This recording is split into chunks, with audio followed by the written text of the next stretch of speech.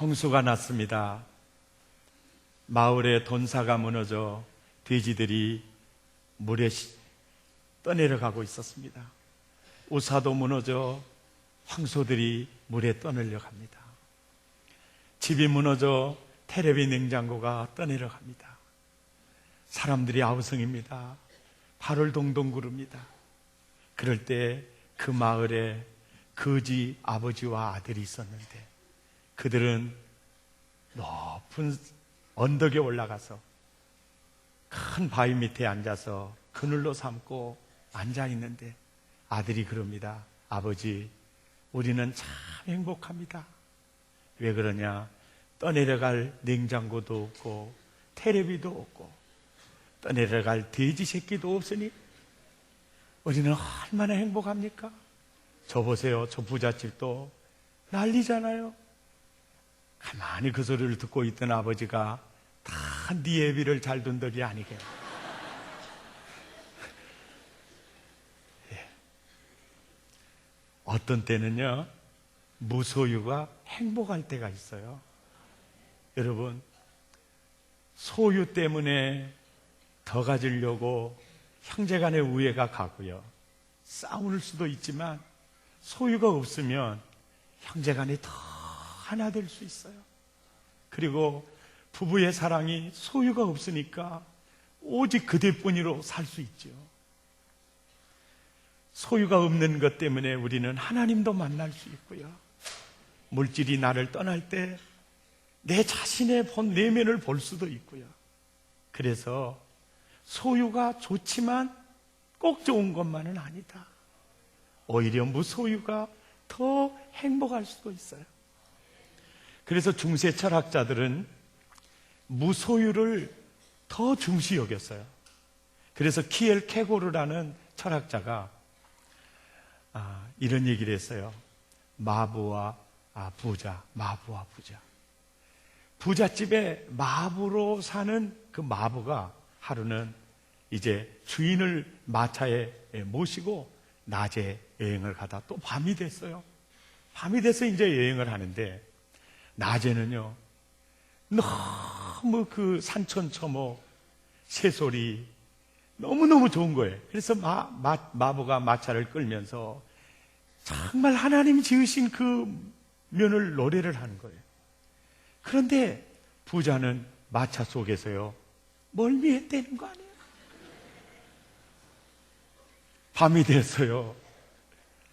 야, 마부는요, 야, 하늘의 별들이 이렇게 아름다운 줄은 몰랐어요.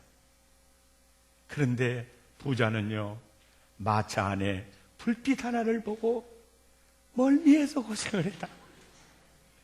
그래, 키엘케고르가 하고 싶은 얘기가 그거예요. 없는 사람은 마부를 하면서 하늘과 땅의 모든 은혜를 누리는데 있는 부자는 기껏해야 마차 공간밖에 없다는 거예요. 그래서 당시에 교회에서는요, 수도원을 지었어요. 그리고 공동체 생활을 하면서 무소유를 주장했습니다. 우리가 탐심을 이겨야 정말 행복할 수가 있다.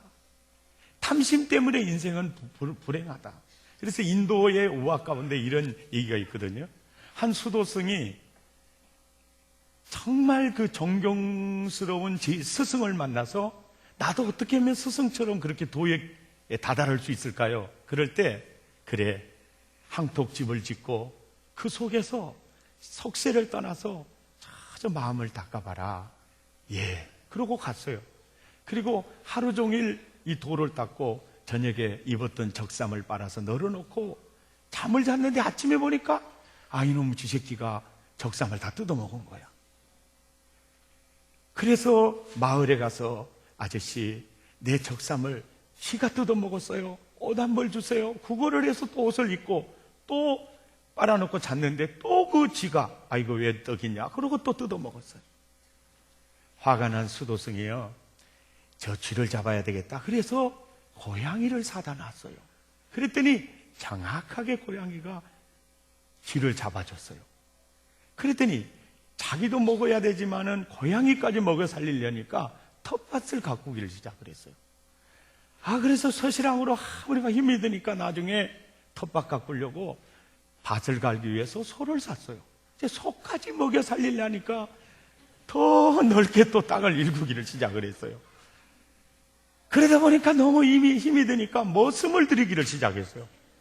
그래서 장가를 가야 아내가 머슴밥을 해주겠구나. 그래서 결혼을 하게 됐어요. 그랬더니 얼마나 있으니까 또 새끼들이 낳기를 시작했어요. 그래서 그 농사를 짓고 일꾼들을 가꾸고 자식을 뒷바라지 하려고 보니까 도 닦을 시간을 놓친 거예요.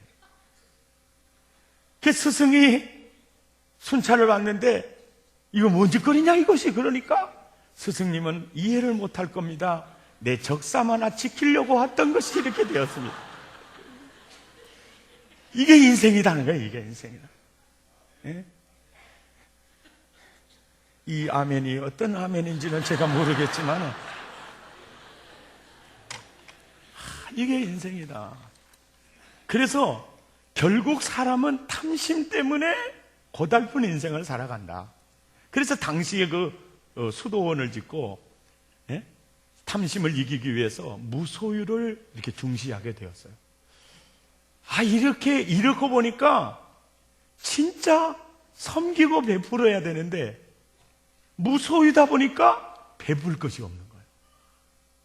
그래서 교회가 새로운 신학의 눈이 열리기를 시작했어요.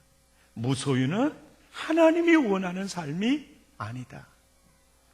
하나님이 원하는 삶은 소유하기 위해서 소유를 추구하는 자가 아니라 베풀기 위해서 소유를 추구하는 삶을 살아야 한다. 아멘. 이런 눈이 열리기를 시작했어요. 그래서 오늘 설교, 소유지향적이냐 베품지향적이냐. 소유하기 위해서 소유지향적으로 살면 굉장히 힘들어요.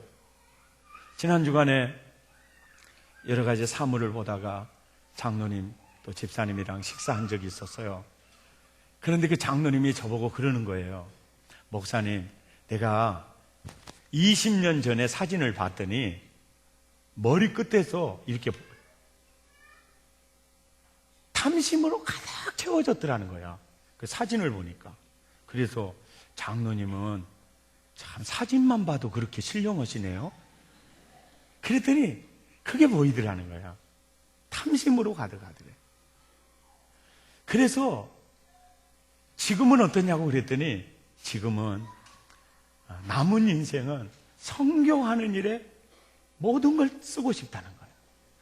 속으로 기분도 좋았고 그날 밥맛이 끝내줬고 소화도 잘 됐습니다. 별로 여러분은 기분이 안 좋으신 것 같아요.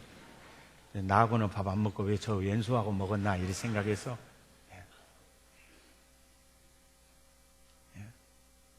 그러면서 그분이 하는 말이요, 정말 소유를 추구하고 내 욕심이 이끄는 대로 그걸 추구를 할 때는 하루도 마음이 편할 날이 없었다는 거예요. 늘 불안하고 조급하고 초조했다는 거예요. 그걸 내려놓으니까 그렇게 평안하다는 거죠. 그분 안에 계신 주님이 멋지시잖아요. 나는 그분 꼭 그렇게 살 줄 믿습니다. 록펠러가요, 소유하기 위해서 소유를 추구할 때 나이 50이 넘어 병들어 정말 세상하고를 어렵게 됐어요. 그럴 때 내가 이제까지 살아온 인생의 의미를 찾을 수가 없었어요. 그래서 여기서 내 인생이 끝난다면 내 인생이라는 게 참 의미가 없구나. 그래서 거기서 생각이 바뀌어요. 나는 이제 베푸는 인생, 그런 인생을 살아야 되겠다. 내 생명이 어느 정도 될지 모르지만 이제는 베풀면서 살아야 되겠다. 그래서 생각이 바뀌어서 그가 많은 대학을 세웠어요. 그리고 교회도 수천 교회를 지어줬어요. 그리고 그가 복지재단을 세워서 지금도 록펠러 복지재단을 통해서 많은 섬기는 일을 하고 있어요. 그러니까 그분의 병도 낫고 90살 이상까지 살게 되었어요. 생각이 바뀌니까요.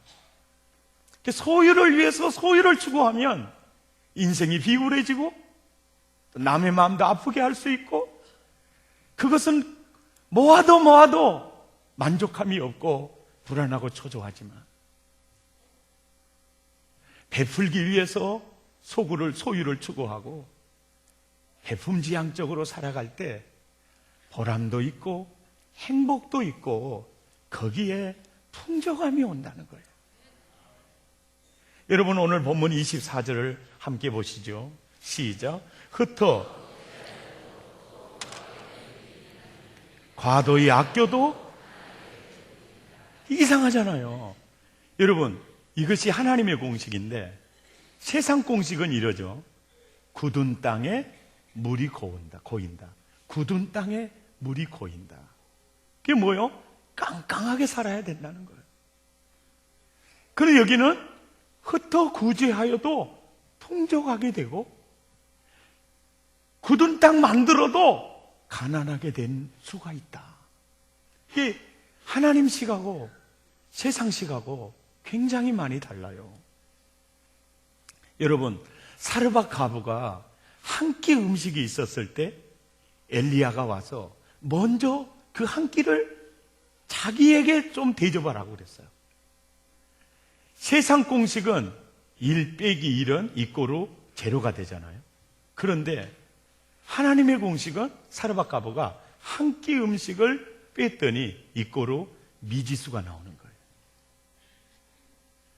오병이어의 기적이요. 5,000명이 빈들에 있어요. 소년이 자기 도시락 물고기 2마리와 보리떡 5개요. 그것을 뺐어요. 5 더하기 2를 뺐어요. 그리고 오병이어를 뺐어요. 그랬더니 이꼬르 5,000명의 양식이 되는 거예요. 이게 하나님의 공식이에요. 하나님의 식은요, 역식이에요. 역식. 가령 예를 들어서 너 높아지기 원하느냐? 너 높아지기를 원하느냐? 그럼 마가복음 4장 10절을 보세요. 시작. 주 앞에서 낮추라. 그리하면 주께서 너희를 뭐 하시리라? 높이시리라. 이게 역식이에요. 너 높임 받기 원하냐? 그러면 너는 낮춰라. 또 성경을 보세요.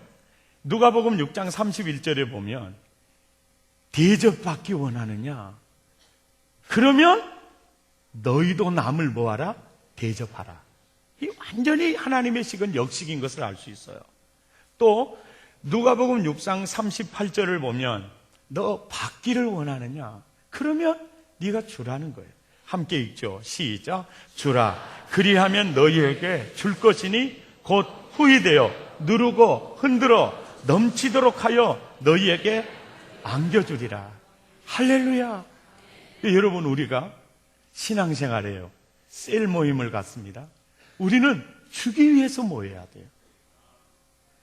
내가 주기 위해서 모이면 후히되어 누르고 흔들어 넘치도록 하여 너희에게 안겨주리라. 우리 교회 교인 가운데요, 아이고 말만 사랑의 교회제, 사랑은 하나도 없구만, 이런 분들이 있을 것 같아요, 없을 것 같아요? 있을 것 같아요? 나는 못 봤는데? 집이가 그랬나 봐. 그런데 또 이런 사람이 있어요. 아우, 말만 사랑의 교인 줄 알았는데 사랑이 철철 넘치네요. 또 이런 종자들은 있겠어요, 없겠어요? 많대요. 없는 것 같은데 많죠. 대부분 보면요, 받으려고 하는 분은요, 사랑이 없어요. 사랑을 주려고 하는 사람은요, 사랑이 철철 넘쳐오는 거예요. 어떤 사람이 그래요. 목사님, 내 주변에는 이라니 뜯어먹으려고 한, 그 사람 말 그대로 할게요. 내 주변에는 이라니 뜯어먹으려고 한 놈밖에 없어라 그러더라고. 근데 이놈 저놈이 죄송한데 그 놈이 그러더라고, 그 놈이. 그래서 내가 이놈이라고 그랬어요. 근데 바로 그 모습이 그분의 자화상이에요. 예.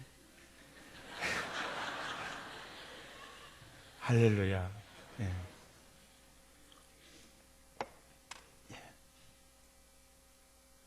주님은 그저 주어라. 그러면 네가 받는다. 이것이 하나님의 식이라는 거예요. 아멘. 요한복음 12장 24절을 보세요. 풍성한 열매를 원하니, 그럴 때 주님이 그래요. 죽으면 네가 죽어라 그래요. 죽어라. 그러니까 하나님의 식은 언제나 역식이에요. 역식. 아까 우리 간증했던 분처럼 나는 당신의 종이여. 뭔 소리? 내가 당신의 종이지. 어야, 자네하고 나하고는 이제 신분이 같아졌네. 은혜가 되잖아요. 전우자고 인사합시다. 우리는 종들의 모임이고, 우리는 신분이 종들이야. 그러니까 교회가 종들만 모이면 천국이 되는 거예요. 왕들만 모이면 이게 지옥이 되는 거잖아요. 인자는 섬기러 왔다. 그래서 만인이 결국은 그 예수님을 찬양하게 되는 거죠. 오늘 25절 말씀을 보시면 시작.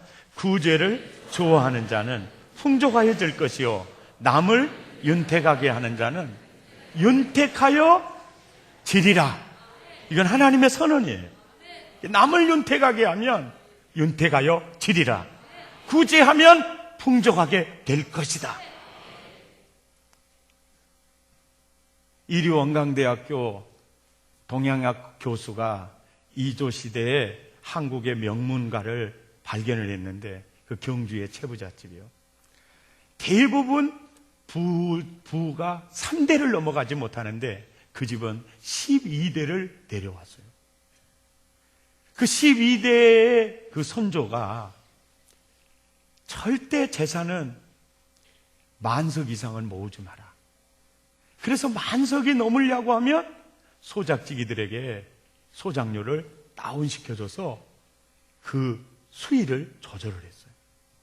그러니까 임금님보다 그 지역 주민들이 채부자를 더 존경하고 사랑하게 됐어요. 그리고 절대로 과거 이상은 급제하지 마라. 양반으로 체면을 지키는데 진사 정도면 만족하다. 더 급제를 하게 되면 정쟁의 소용돌이에 휘말리게 되면 너희 아들들은 유배가고 아녀자들은 노비가 되어 풍지박산이 날 수 있으니 진사 이상은 급제하지 마라. 그래서 12대 중에 9대만 딱 진사가 됐어요.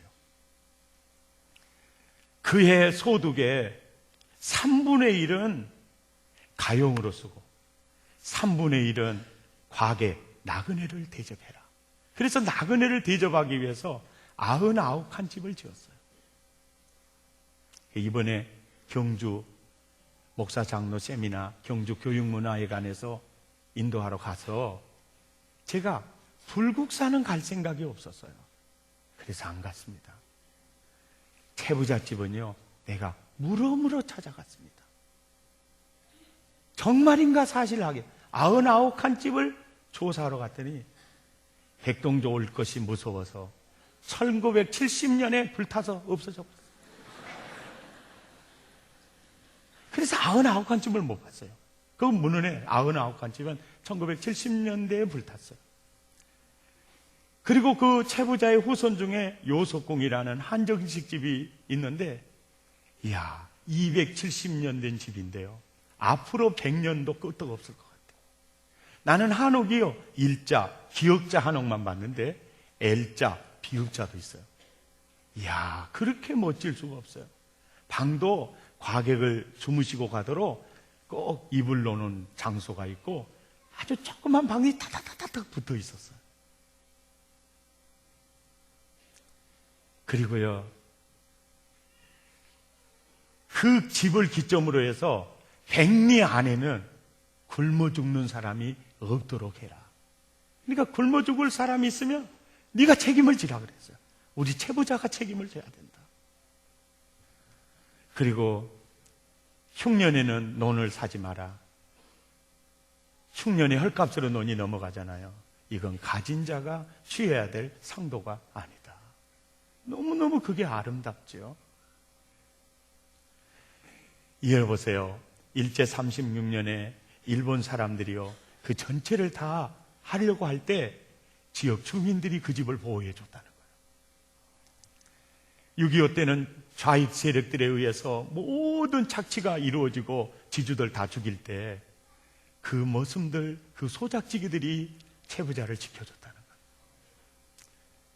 마지막 12대 최준이라고 하는 진사는 일제 항일 투사들의 군자금을 대줬고, 또 안정이 됐을 때는 대구대학과 계림대학을 세워서 지금은 그게 영남대학이 됐어요.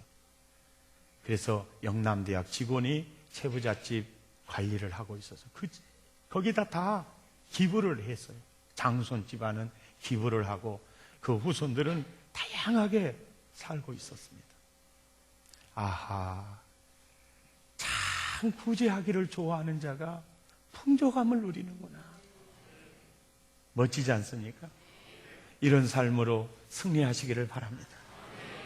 이 말씀이 제게 어떻게 실험되고 적용되었나 말씀하는 게 너무나 중요하기에 오늘 또 죄송한 마음으로 제 얘기를 좀 하겠습니다. 제가 목사 안수를 딱 받으니까 어느 장로님이 정말 저를 사랑하셔서 이런 말을 해요. 백 목사님, 목회 성공하고 싶습니까? 그래요. 그래서 제가 목회에 성공이라는 말을 붙이는 것은 조금 어울리지는 않은 것 같습니다. 그런데 목회는 잘하고 싶습니다. 일생일대에 태어나서 목사가 됐는데 목회는 잘하고 싶습니다. 그랬더니 제가 한 가지 비결 가르쳐 드려요. 예, 가르쳐 주세요. 언제나 목사님 밥상 앞에 밥그릇만 챙기지 마십시오. 저는 그 얘기를요, 주님의 음성으로 들었어요.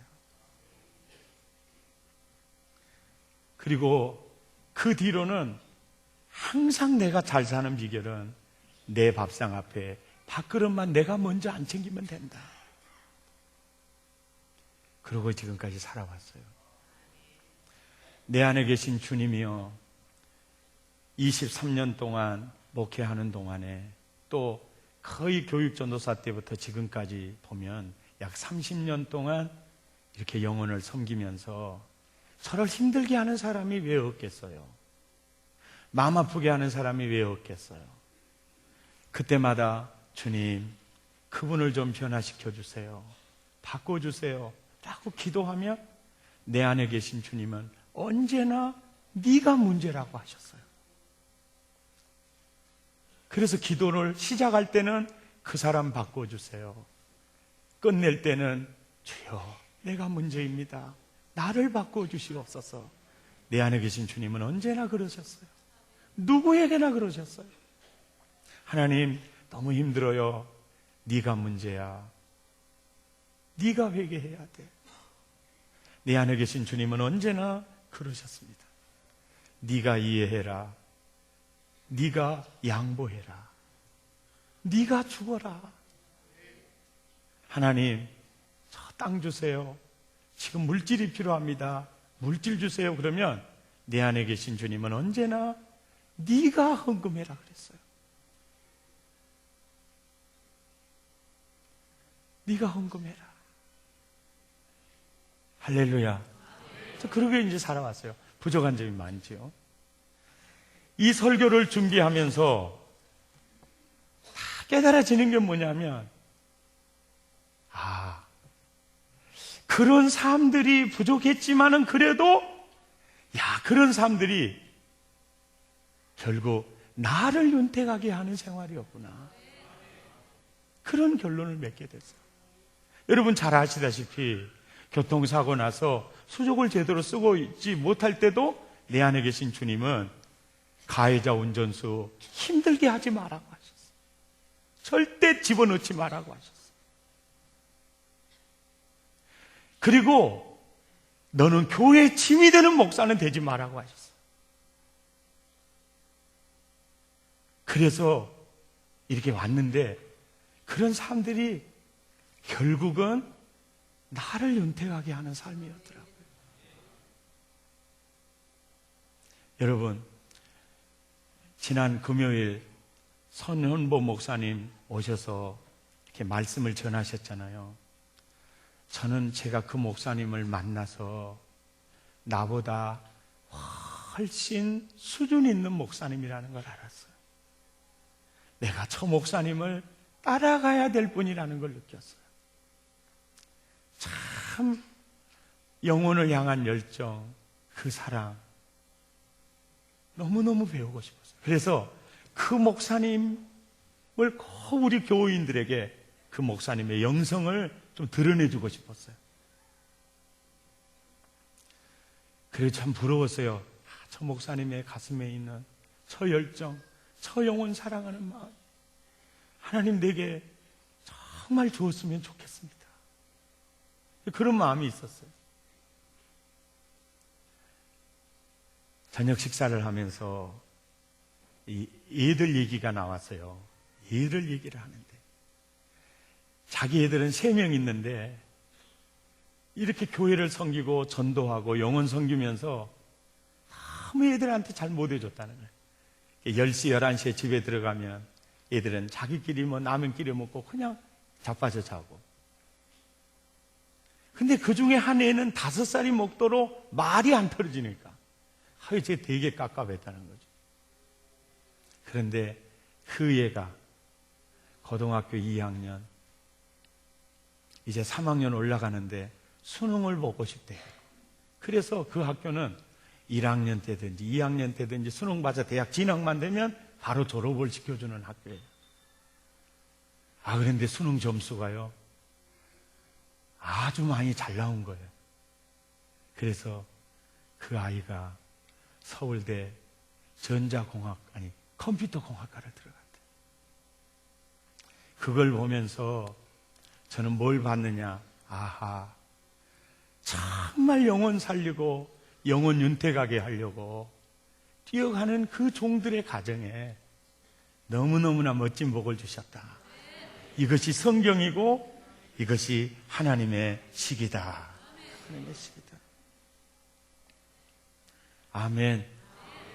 승리하시기를 예수 이름으로 축원합니다. 존 비비어라고 하는 분이 쓴 순종이라는 책을 썼는데 그 책이 너무 좋죠.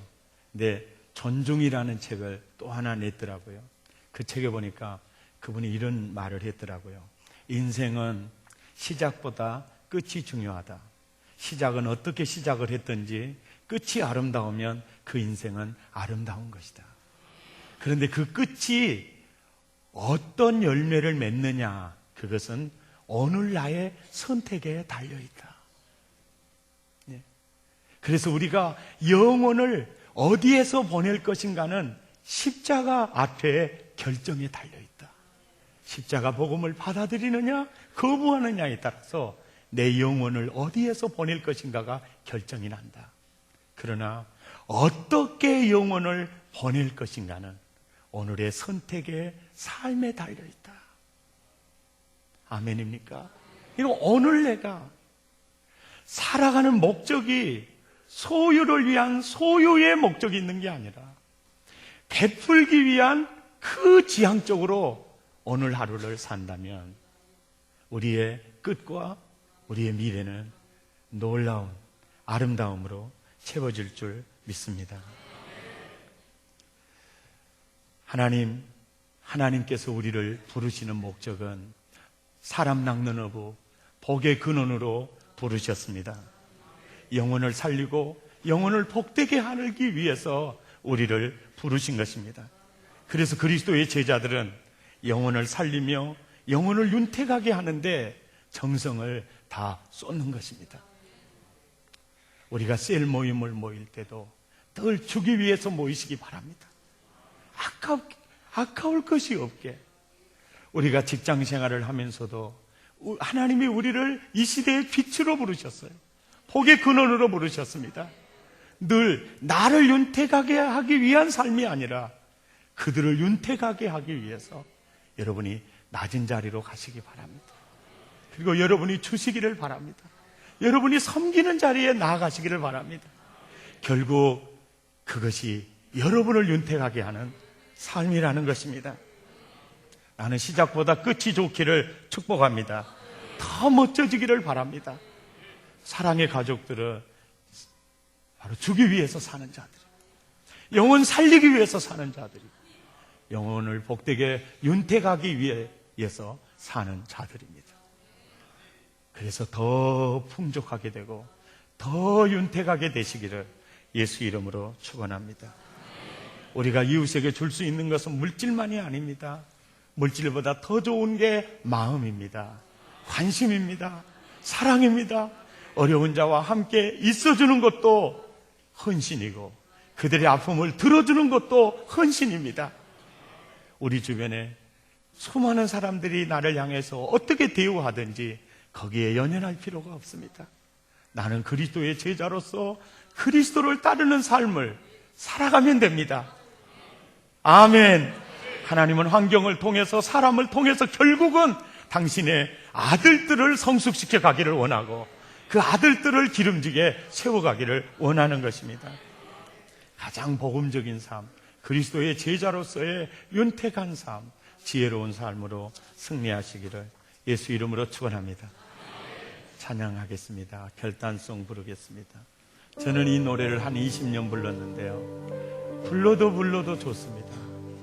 낮엔 해처럼 악인이나 선인에게 또 하나님을 향해서 원망하는 자에게도 통일하게 빛을 비춰줍니다. 주여, 낮엔 해처럼 밤엔 달처럼 예수님처럼 바울처럼 그렇게 멋진 인생 살기를 원합니다. 그 마음으로 결단송 부르겠습니다.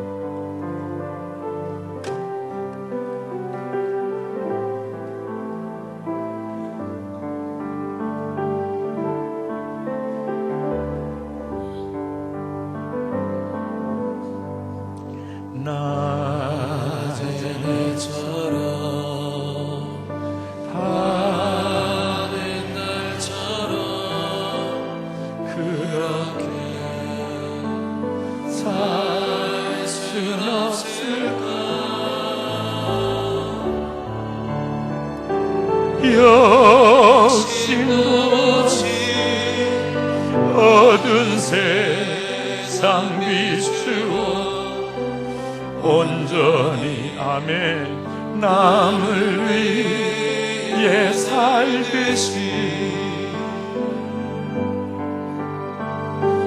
나의 인생에 꿈이 있다면 이 땅에 빛과 소금 되어 아멘입니까? 가난한 영혼 아멘 지친 영혼을 주님께 인도하고 든대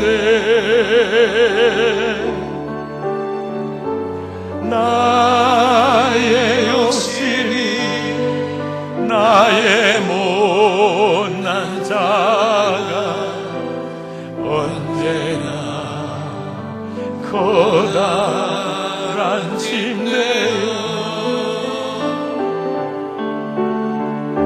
나를 짓누러 마음을 공곡해 하니 예수여 나를 도와주소서 아멘 예수님처럼 바울처럼 아멘 그렇게 살 순 없을까 남을 위하여 당신들의 온몸을 온전히 버리셨던 것처럼 주의 사랑은 주의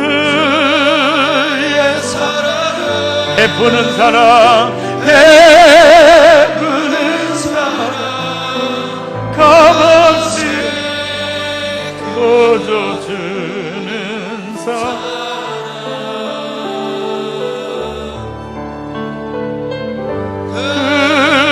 그러나 나는